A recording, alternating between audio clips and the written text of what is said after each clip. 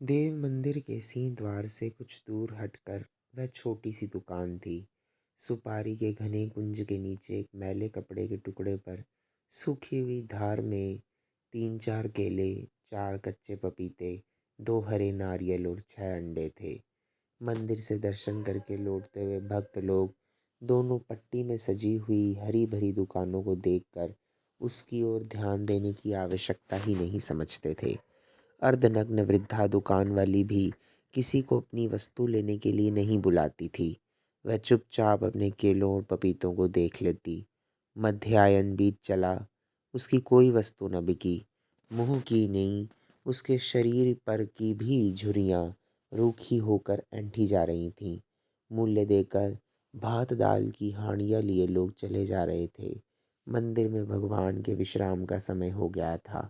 उन हाड़ियों को देखकर उसकी भूखी आंखों में लालच की चमक बढ़ी, किंतु पैसे कहाँ थे। आज तीसरा दिन था उसे दो एक केले खाकर बिताते हुए।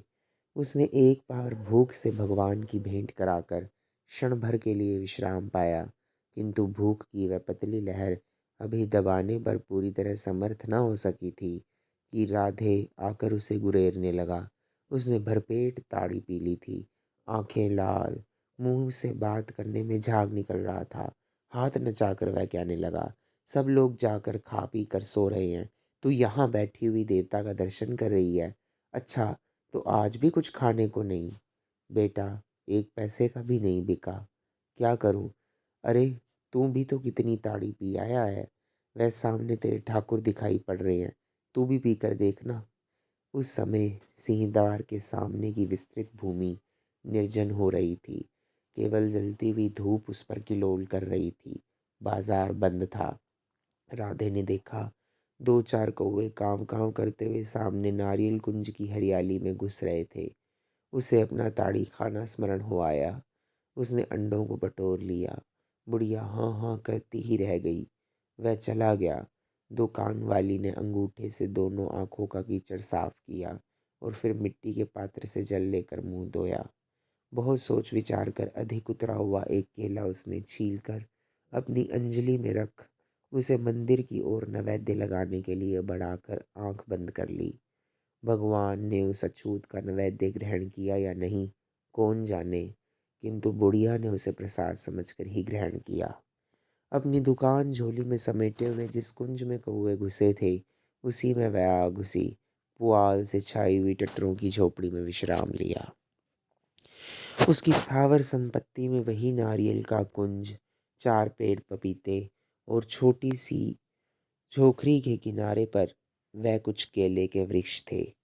उसकी पोखरी में एक छोटा सा झुंड बतखों का भी था, जो अंडे देकर बुढ़िया की आय में वृद्धि करता।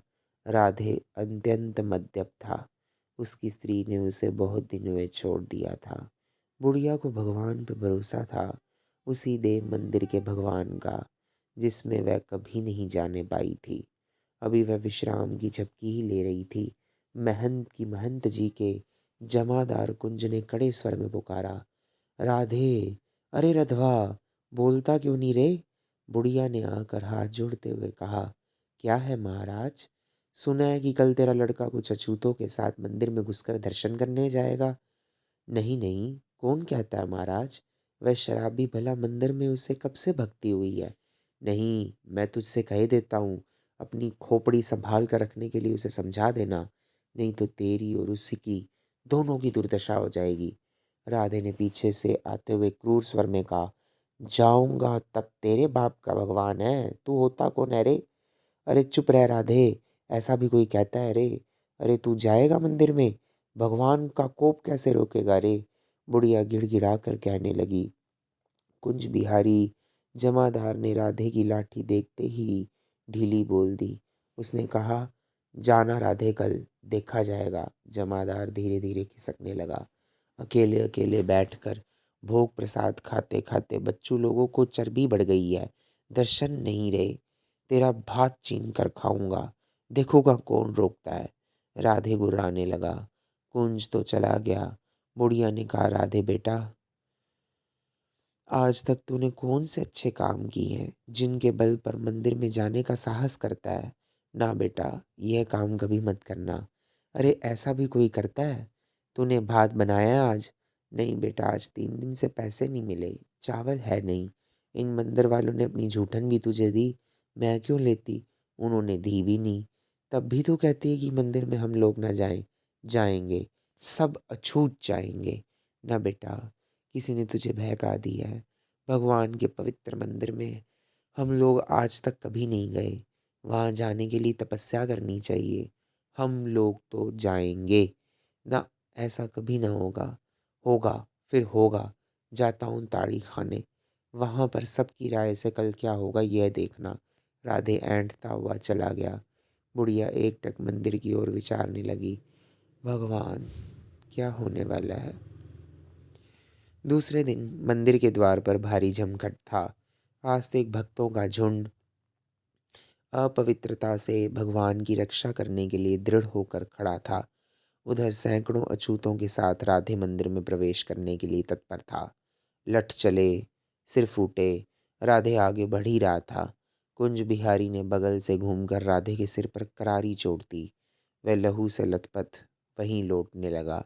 प्रवेशार्थी भागे। उनका सरदार गिर गया था। पुलिस भी पहुंच गई थी। राधे के अतरंग मित्र गिनती में 10-12 थे। वही रह गए। क्षण भर के लिए वहां शिथिलता छा गई थी। सहसा बुढ़िया भीड़ चीर कर वहीं पहुंच गई। उसने राधे को रक्त से सना हुआ देखा। उसकी आंखें लहू से भर आईं। उसने कहा, राधे की लोथ मंदिर में जाएगी। वह अपने निर्बल हाथों से राधे को उठाने लगी। उसके साथी बढ़े। मंदिर का दल भी हुंकार करने लगा, किंतु बुढ़िया की आंखों के सामने ठहरने का किसी को साहस न रहा। वह आगे बढ़ी, पर सिंहद्वार की दहलीज पर सहसा रुक गई। उसकी आंखों की पुतली में जो मूर्ति भंजक छाया चित्र था, वही गलकर बहने लगा। राधे का शव दहली के समीप रख दिया गया। बुढ़िया ने दहली पर सिर झुकाया, पर वह सिर उठा न सकी। मंदिर में घुसने वाले अछूतों के आगे बुढ़िया विराम चिन्ह सी पड़ी थी।